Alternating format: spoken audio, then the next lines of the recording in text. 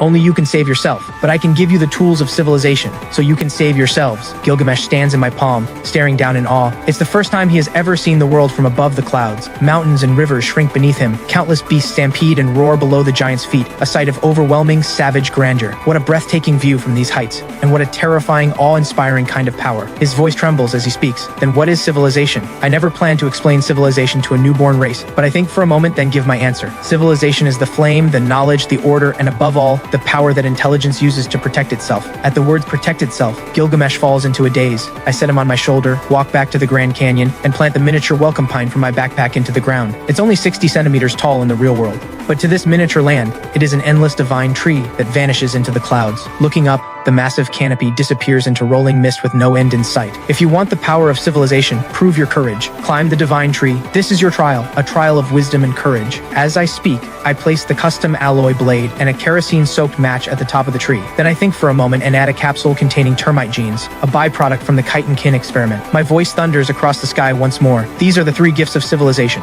First, Ea, the Sword of Severance. It is the weapon that protects civilization. Unlike the savage beasts that fill this world, only a species that can use tools deserves to be called intelligent. Second, the torch, burning with searing flame. It is the bridge that sustains civilization. To master fire is to begin civilization. Third, the blood of power. Only the bravest warrior alive can drink it. Survive its trial and you will gain strength beyond compare. Fail and you will die. If you want to change the fate of your people, climb the divine tree before the torch burns out and claim all 3 gifts. I gently set the young Chitin-Kin back on the ground, then stride away while he stares after me in stunned silence. The moment I step out of the orchard, I crank the sandbox's time flow up 100-fold. That match, which would only burn for a few seconds in real time, will now burn for days inside the sandbox. I raise my binoculars and watch. Young Gilgamesh sets his jaw and begins to climb. From my perspective, his movements are so fast they leave nothing but a blur. In just a few seconds he falls countless times, but after about 10 more seconds, he finally reaches the top. But in reality, for Gilgamesh inside the sandbox, he has long since lost count of how many times he fell. At the very top of the divine tree, standing on the lush green canopy, Gilgamesh raises the sword high